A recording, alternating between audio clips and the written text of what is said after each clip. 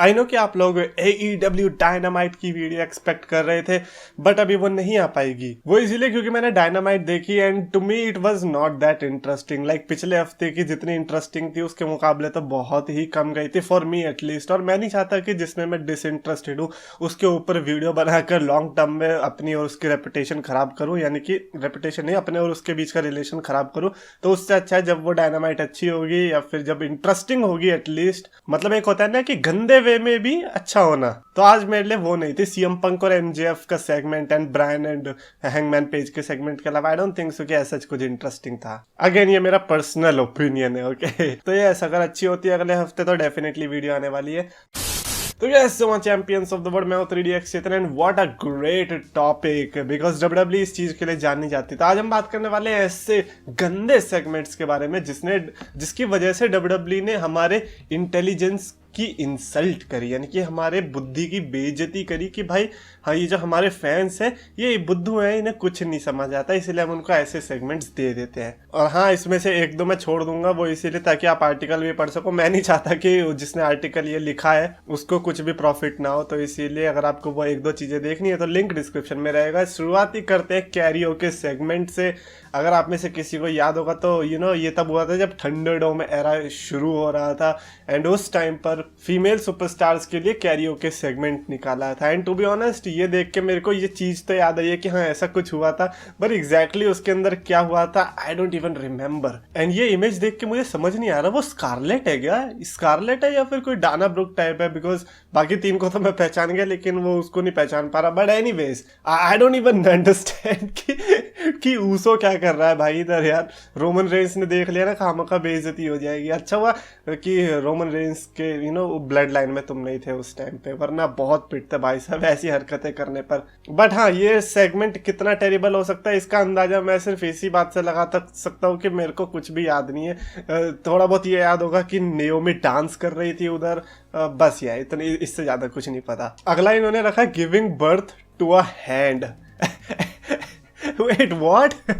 Okay हाँ, ये दो आई थिंक ये वो, एक तो फैबुलस मूला है और दूसरी वो है ना अपनी, अरे जो मार्क हेनरी के साथ रहती थी, मे यंग। तो बेसिकली जहां तक मैं प्रेडिक्ट कर सकता हूँ वो ये कि मे यंग ने बर्थ दिया और उसके अंदर से बेबी नहीं बल्कि सिर्फ एक हाथ निकला है। I mean what the heck, already आप प्रेग्नेंट वाली स्टोरी लाइन दिखा रहे हो, यानी कि बहुत सेंसिटिव हो रहे हो, लेकिन क्योंकि एटीट्यूड है रहा था तो आपके अंदर से बेबी नहीं हैंड निकल सकता है सिर्फ। आई मीन लाइक मैंने ये वाली स्टोरी लाइन नहीं देखी है, but judging by this I can say कि हाँ विंस मैकमैन ने डेफिनेटली टेस्ट किया था।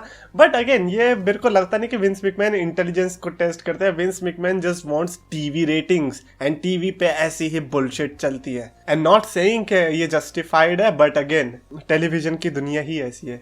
अगला इन्होंने रखा द न्यू डे का टाइम मशीन। ओ ये तो अभी मेरे को कुछ टाइम पहले भी रिकमेंड हुई थी वीडियो, जिसमें एक कार्डबोर्ड रहता और उसके ऊपर जो एक बैकयार्ड साइंस आता था ना टीवी शो, उससे ऐसा लगता था उससे इंस्पायर्ड होकर इन्होंने ये टाइम मशीन बनाई है। भाई इससे अच्छी तो कितरेत्सु ने बनाई हुई थी, भले ही पुरानी लगती थी लेकिन बिलीवेबल लगती थी। भाई इस वॉशिंग मशीन नहीं, फ्रिज रेफ्रिजरेटर के डब्बे के अंदर घुस के ये लोग टाइम ट्रेवल कर गए। वाह, देखो अगर ये बैक स्टेज में हो रहा होता तो समझ में भी आता, लेकिन आप लाइव ऑडियंस के सामने ऐसी हरकत करने का डिसीजन कैसे ले सकते हो यार। और मैं तो ये कह रहा हूँ कि अगर इनके पास टाइम मशीन थी तो क्या इन्हें ये नहीं दिखा कि ब्रॉक लेसनर इनको 10 सेकंड के अंदर हराने वाला है? भाई उसका कुछ कर लेते, लेकिन नहीं, टाइम मशीन हम वियर्ड चीज के लिए ही यूज करेंगे सिर्फ।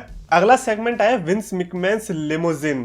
भाई ये लिमोजिन गाड़ी तो बहुत चलती थी उस टाइम पे, WWE में देखता था मैं तो उसी में, मेरे को लंबी गाड़ी दिखती थी।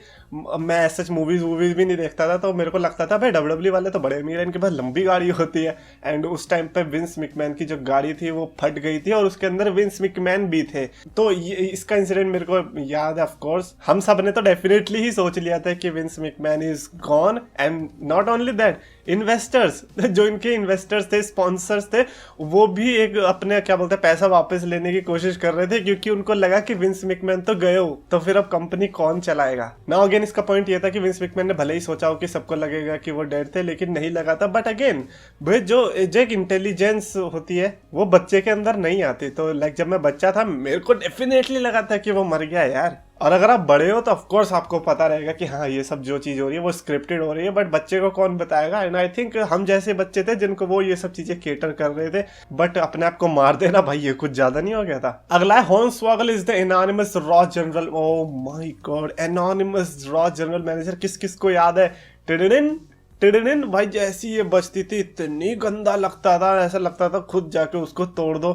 थैंक गॉड एज ने वो काम किया जब वो लैपटॉप सब तोड़ ताड़ के अलग कर दिया। और माइकल कोल का वो ईमेल पढ़ना भाई, it was so bad, like not bad in terms of creative but in terms of as fan कि हाँ भैया कितनी इससे गुस्सा आ रहा है, अभी इसे हटाओ। और इसको मैं डेफिनेटली गोल्डन एग से कंपेयर करना चाहूंगा। जैसे गोल्डन एग की स्टोरी लाइन इतनी अच्छी हो सकती थी लेकिन उसका पे ऑफ बेकार हुआ, इसका भी मैं ऐसे ही कहूंगा, क्योंकि इन दी एंड पता क्या चला कि एनोनिमस रॉ जनरल मैनेजर हॉर्नस्वॉगल था। यस, कोई भी चीज अगर बेकार सी लग रही है या फिर जिसका रिजल्ट नहीं पता चल रहा, हॉर्नस्वॉगल को डाल दो। विंस मैकमैन का बच्चा कौन है नहीं पता चल रहा, हॉर्नस्वॉगल को बना दो। रॉ जनरल मैनेजर हॉर्नस्वॉगल को बना दो। ओटिस से बेटर सुपरस्टार हॉर्नस्वॉगल, वो तो है खैर। बट हाँ, मैं ये कहूंगा कि जब तक ये था एटलीस्ट डब्ल्यूडब्ल्यूई में थोड़ा इंटरेस्टिंग पार्ट लगता था, लेकिन एंडिंग वाज ट्रैश। अगला आया Bobby Lashley sisters. O yes, I remember this. I think ये 2018 का टाइम था ना, जब लैशली और सैमी ज़ेन की स्टोरी लाइन चल रही थी एंड सैमी ज़ेन लैशली की सिस्टर्स को बुलवाए थे। एंड मेरे को एग्जैक्टली याद नहीं है कि फिर एक्चुअली ने सैमी ज़ेन ने उनसे क्या बुलवाया था या फिर क्या हुआ था,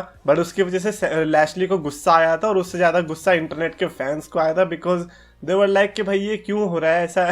पहली बात तो सैमी ज़ेन से हम ऐसी चीजें एक्सपेक्ट नहीं करते, क्योंकि वो वही ऐसा टाइम था जब सैमी ज़ेन अपना हील कैरेक्टर शुरू कर रहे थे। इसको मैं डेफिनेटली कह सकता हूँ कि हाँ, इसमें डेफिनेटली टेस्ट करने की कोशिश करी थी ऑडियंस की इंटेलिजेंस को, और वो फेल भी हो गए उस चीज में।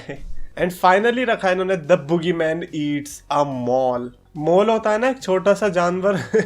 भाई बुगीमैन तो भाई केचुए का तो चलो हम सबको पता था कि ये बंदा केचुए खाता है, और रॉयल रंबल में जब इसका रिटर्न होता है तो वो वहां पे कोलगेट गिरा देता है। लेकिन एक ऐसा सेगमेंट आया था जब वो फीमेल सुपरस्टार कौन है वो, अरे पता नहीं कौन है, उसका रिसेंटली रंबल में भी एंट्री हुई थी, तो उसके फेस पे वो मॉल चिपका हुआ था, यानी कि वो एक जानवर जो होता है, और वो उस मॉल को खा जाता है।